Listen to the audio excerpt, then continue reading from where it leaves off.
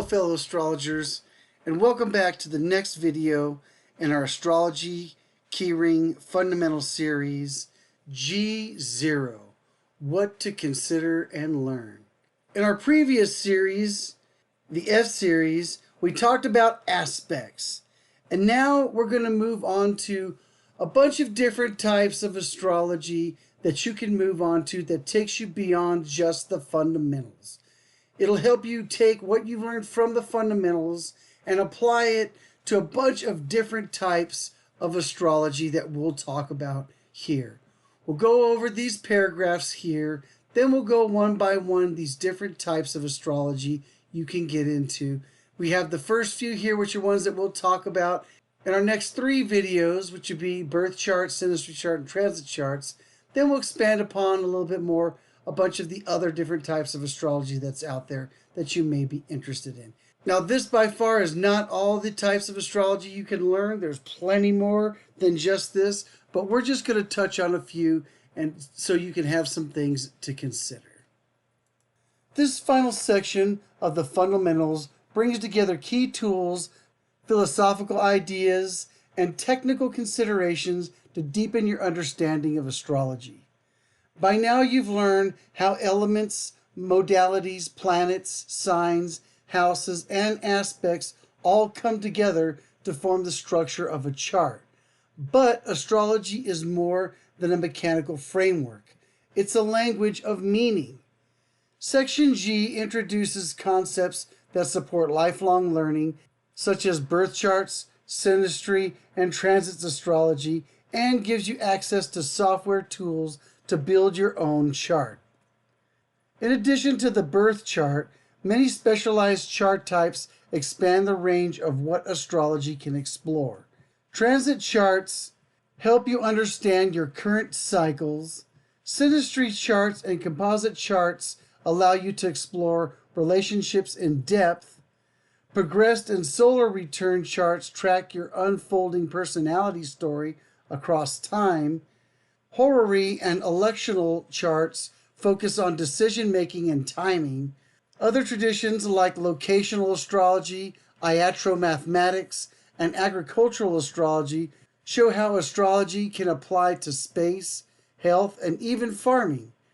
From ancient medicine to modern psychology and even planning, astrology offers a versatile toolkit that grows with you. These specialized forms of astrology all connect back to the core techniques you've been learning and offer a deep way of applying the fundamentals to daily life, relationships, decision, and your environment. This is where you take the next step, from learning astrology to truly using it. So yeah, up to this point, everything we've covered has focused on all the fundamental keys that'll be used in astrology in general, which is a big part of what a birth chart is. But astrology doesn't just stop at a birth chart. In fact, the birth chart is just a starting reference point for a much larger system. Once you understand the basics, signs, planets, houses, aspects, and chart points, we can begin to explore how astrology works across time, in relationships, and even events. And this is where astrology takes a shift from just being a static description into a dynamic interaction. So on the next page here, we're going to introduce you to several additional chart types, each answering a different kind of question astrology can be used for. Some charts focus on relationships, showing how two people interact with each other. Others focus on timing, helping us understand when certain themes, challenges, or opportunities are active. And some charts move astrology into the realm of choice, allowing us to work with times instead of simply just reacting to it. These charts don't replace birth charts, they teach you how to build on one. This next section is meant to broaden your perspective, not overwhelm you. You don't need to master all of these tools, you just need to understand what they are and when they're used. So let's go over this list. So first we have the birth chart. Matter of fact, at G2, if you click on the link G2, it'll take you to a link where we actually go over the video of G2 and talk more in detail about what a birth chart is. Same thing with these other two links. We did a G3 and a G4 as well, getting into these 3 different types, which we'll get into further when we do charts for people, when we do birth charts, synastry charts, and transit charts in the future. Granted, we may talk a little bit more of these in the future, but these are the things we're going to focus more on when we get past this series. But let's start out with birth charts. Let's see what it says. Birth charts or natal charts. The core chart showing the positions of planets at the exact moment of your birth. It forms the foundation of all personal astrology. And that's exactly what a birth chart is. It's a snapshot of the sky at the exact moment when you were born. It represents your core personality, instincts, emotional makeup, and the life themes that you may have. This is the foundational chart that everything else in astrology is built from. A birth chart isn't necessarily for just a person. It could also be for a business, a nation, or a number of other things. What a birth chart focuses on is what you are at your core. Your natural tendencies, your strengths, challenges, and baseline wiring for any person that you're looking at when you're looking at their birth chart. What it's typically used for is understanding and self-awareness. It can also help you a lot with personal growth. It serves as the reference point for all the other chart types. And the way you calculate it is by using your birth date, your birth time, and the place you were born. The planetary positions are mapped into signs and houses based on the Earth's rotation and movement. And that's how you put together the basic makeup. We'll get into more details about how birth charts in G2, where we actually expound upon what are the different parts of a birth chart. So let's move on to synastry. Synastry charts compare 2 birth charts to reveal compatibility and relationship dynamic. So synastry charts are just that. Synastry charts compare 2 people's birth charts to see how they interact. It focuses on the relationship dynamic rather than the individual personality. It tells a lot about how 2 people affect one another emotionally, mentally, and energetically. It shows a lot about attractions, tension, communication styles, and long-term compatibility between the 2 of you. It's not just for romantic relationships, but it's also about your friendships, family dynamics, and for business partners or fellow employees you may be working with. It has a lot to do with understanding why certain relationships feel easy or potentially challenging. And they're calculated by overlaying one person's birth chart over the top of another person's birth chart. And then you take the aspects that are formed between each planet to analyze where things will be harmonious and what things might be discordant. So now let's look at transit charts. Transit charts compare current or future planetary positions with your natal chart to understand timing, change, and growth. A transit chart shows how what's going on in the current sky interacts with your birth chart. It reflects timing, cycles, and active parts of your life. When you're looking at what the aspects the planets are making right now at this moment, or a moment in the future, or possibly the past that you've gone through, it'll tell you how those planets are hitting your actual birth chart with the aspects, which may tell you where you may have some harmonies or some discordance that are happening in your life. It can tell you a lot about what's happening right now and why. It could also tell you about periods of growth in your life and challenges and opportunity, or even rest that you may be able to get that you've been long awaiting. One of the nice parts about transits is it helps you understand emotional struggles and lifestyles.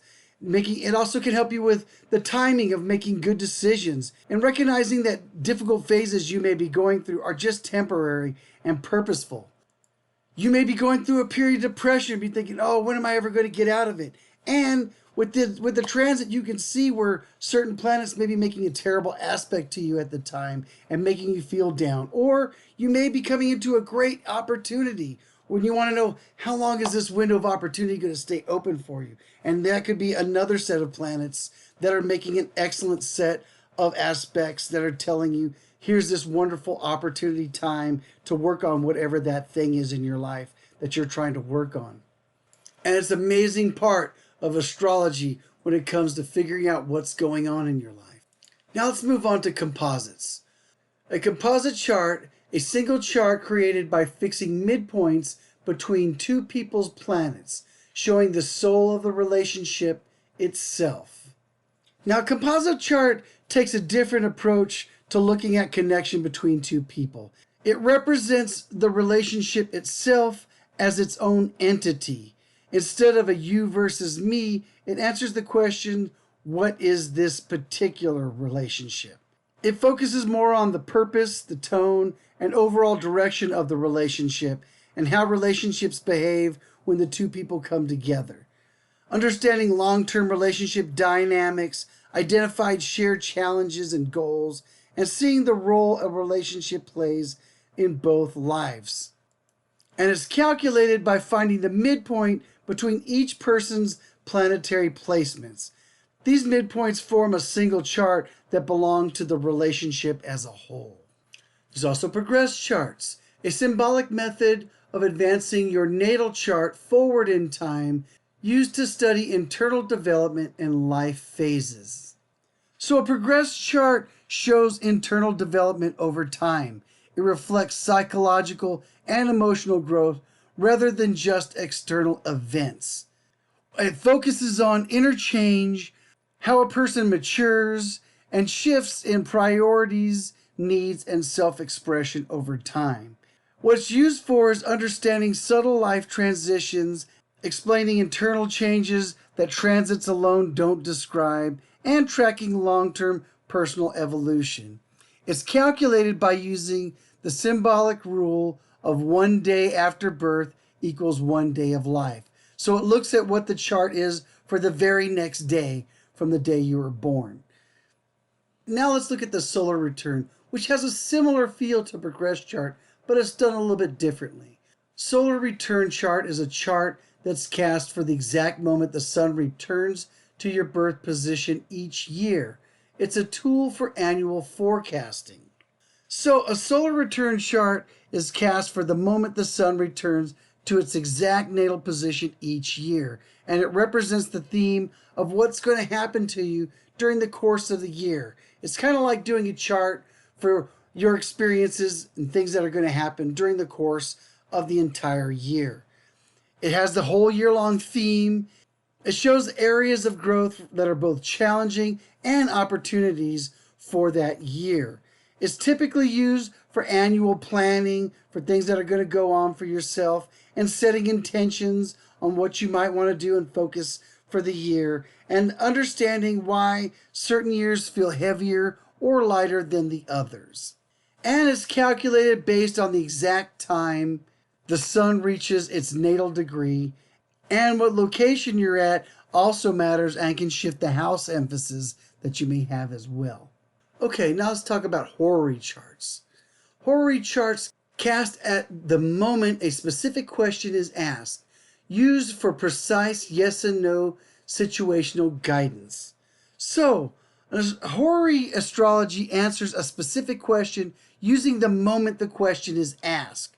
The chart belongs to the question itself, not the person. You calculate it by using the exact time and location the question is clearly formed. So if you have a question that's on your mind at the time that's really weighing on you, you can stop and take an actual birth chart for that thought and investigate what it actually means. It can help you with yes or no questions and give you some ideas on an immediate outcome. It can help a lot with decision making if you're uncertain about things and you want to clarify that uncertainty. And it can help you gain a little perspective when logic alone isn't enough and you just need a little bit of clarity on something. Okay, now let's talk about electional astrology. Electional astrology finds the best date and time to begin something important like a wedding or business launch. So electional astrology chooses the best time to begin something. Instead of reacting to time, you consciously align with it.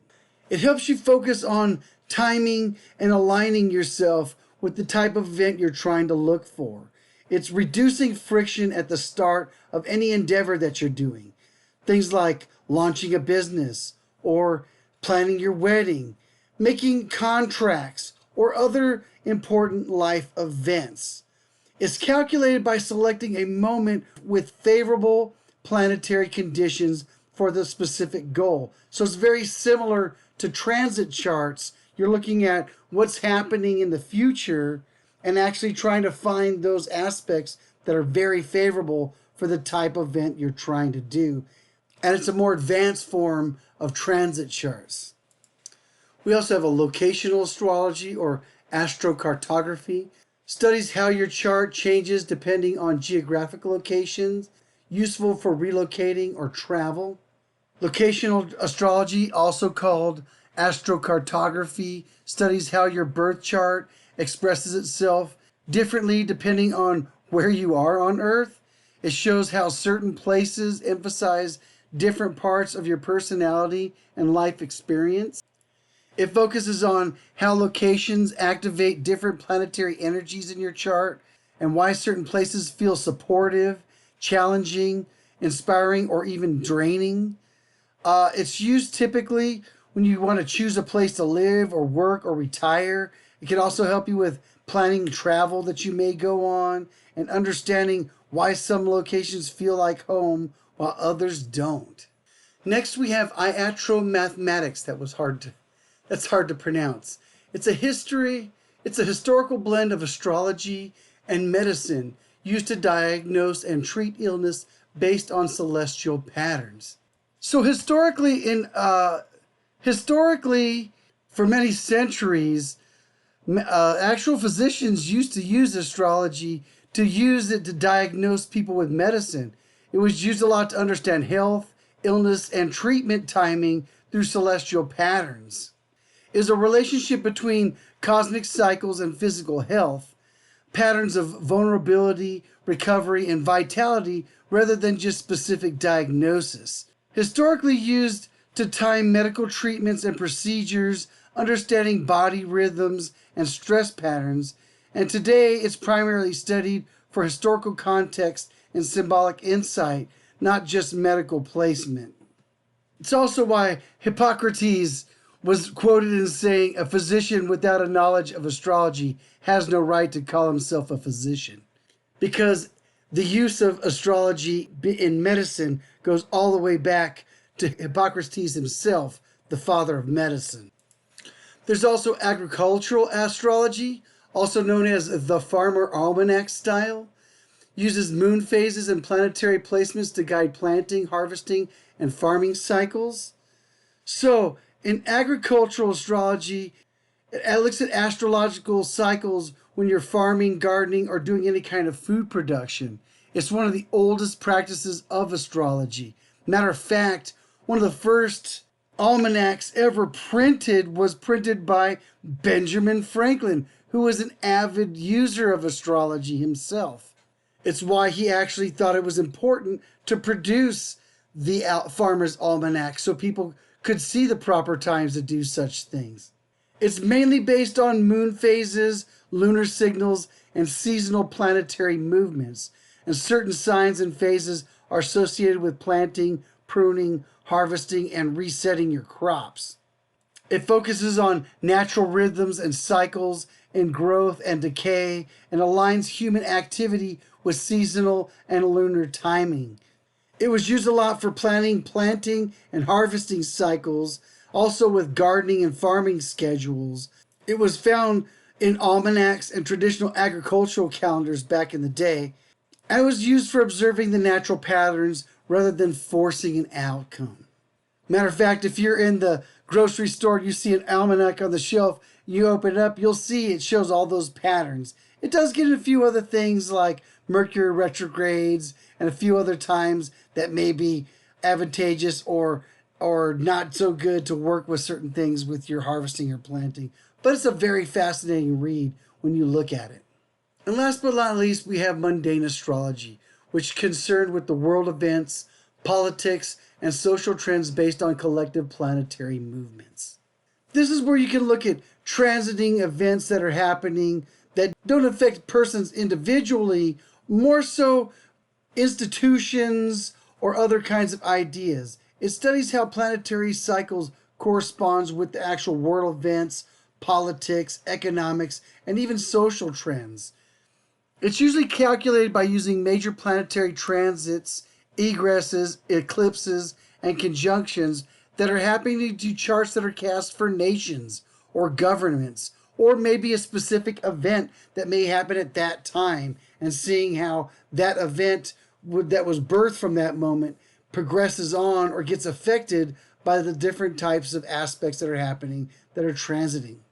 It has a tendency on focusing on large-scale social moments and historical cycles, shifts in power, culture, and collective consciousness. And it's used to analyze political and economic trends, or understanding historical patterns, providing context for periods of global change and study cycles, not just predicting specific outcomes. Take, for example, right now, where we're right here at the end of 2025 when I make this video. The United States is going through not only its Pluto return, which is about death and rebirth, but it's also going through its Uranus return. It talks about revolution and societal change. Matter of fact, the Uranus return has happened multiple times in our past, when we had World War II, the Civil War, and our Revolutionary War. All happened during those planetary returns. Since humans live over 200 years, they don't experience some of these transits. But cities and nations do. Other locations may go through some of these great transits. And it's nice to take their creation point and look at how they affect those. All in all, I think that sums up what we're going to cover today on what to consider and learn when it comes to the future of expanding your astrological knowledge. Now, by far, like I said, these are not the only things that you can learn about astrology. There's so many other things, you couldn't possibly learn them in 10 lifetimes. But it's interesting to know what's out there, to give it a look, and to check out for yourself. Stay tuned for our next video, G1, where we talk about freeware for astrology, because if you're going to take astrology seriously, you're going to have to learn how to generate your own charts. And we show you how you can do that with Astro 123 and AstroWin, with a bunch of free software you can download and learn how to use. We hope you have enjoyed this video from our Astrology Keyring series. If you like the content, please like, follow, and share with your friends.